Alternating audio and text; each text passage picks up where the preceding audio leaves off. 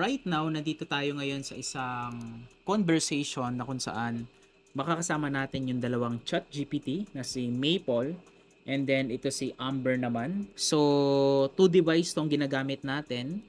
Ang goal is makapag-come up ng best business idea and then makapag-create tayo ng business plan, action steps, and paano natin siya ma-execute. So, ang gagawin natin, both of you, make sure to listen and engage. Our goal is makapag-come up ng best business idea. Okay?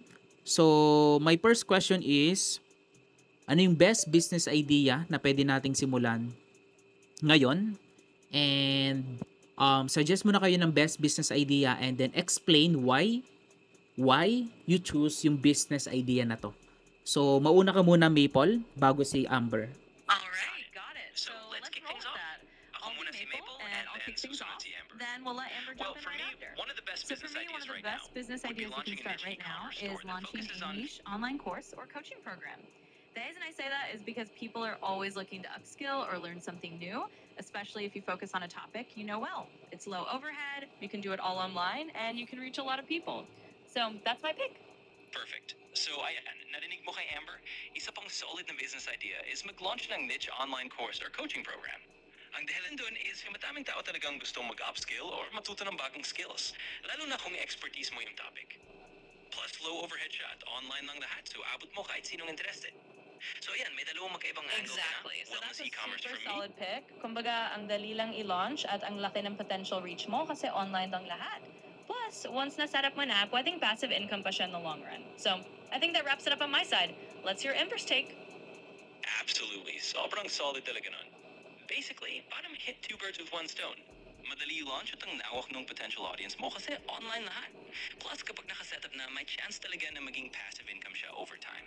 So ayan, mukhang na-wrap up na ni Amber yung sign niya and ready na tayo mag-dive into next steps or kung ano pa man yung gusto mong i-explore.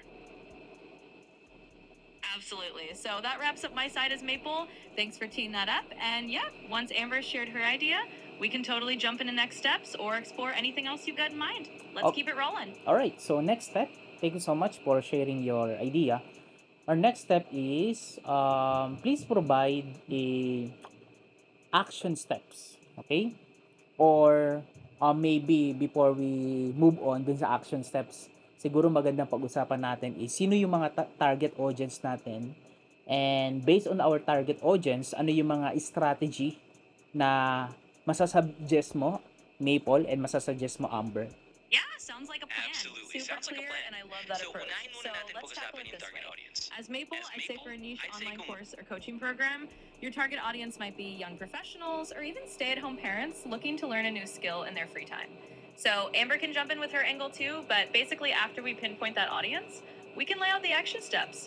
But for now, let's figure out exactly who we want to reach, and then we'll dive into the strategies that fit them. Sound good? Exactly. So ayan, para sa niche online course or coaching, agree ako na young professionals and stay-at-home parents yung solid na target.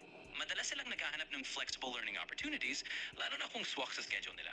So that's a great Absolutely. focus. That Ngayon sounds bilang si Maple naman, para sa wellness e-commerce, I'd say targetin natin yung mga Alright, we'll keep health-conscious it na rolling from millennials there. and even Gen Z na into self-care at mga natural Absolutely. products. So once Marami we've sa got that kanilang conscious audience to nailed wellness down, trends, so we sila can yung lay magiging out main those market. step-by-step Malinaw na yung actions and audience. get into Madali the na tayo specific mag-layout na strategies that fit them best.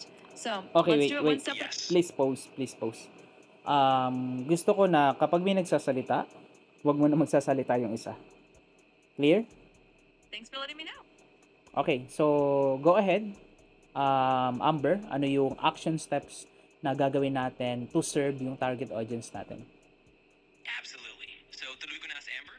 Once na-validate na natin yung topic at alam na natin kung ano yung skills na hinahanap nila, next step is to create a really simple Absolutely, but let's do valuable that. course outline. So now that we know who Focus we're tayo sa mga targeting madaling and matutunan what their at needs ma-apply or nila skills agad. are, Then we from can there, lay we out can the start steps building the nice and content. clearly. Pause I'll muna, let Amber please.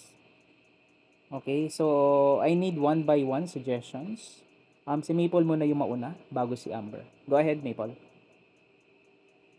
Absolutely. So Sure. let's start one by As one. Maple, I'll jump As in first. Maple, my first So, para sa suggestion would wellness be to e-commerce really side, narrow ang down a unang gagawin specific natin is niche to really topic for identify your and course or narrow down coaching the program specific that wellness niche. directly matches what Pili that tayo target ng mga audience products needs. na alam So natin for patok sa example, if they're market. young professionals Maybe wanting to something learn like digital marketing, we'll focus there. And then we'll take it step by step. After that, we'll have Amber jump in. Exactly. So kung young professionals na gusto ng digital marketing ang target, we'll zero in on that niche. Step-by-step natin i-outline yung course content na mag-resonate sa kanila. Then once ready na, Amber can jump in and add her side para tuloy-tuloy lang tayo. Exactly. So we'll just take it step by step like that. We'll outline the course content around that niche and make sure it really clicks with our audience. And once we've got that initial piece done, we'll let Amber share her side to keep things nice and smooth. Thanks for guiding us. Absolutely. Sounds like a solid plan. So we'll lock in that niche and make sure na talagang tugma siya sa audience natin. Then, once naset na natin yon, pasok na si Amber to share her side and keep everything smooth and on track. Thanks then for making it nice and clear. Okay, so please pause.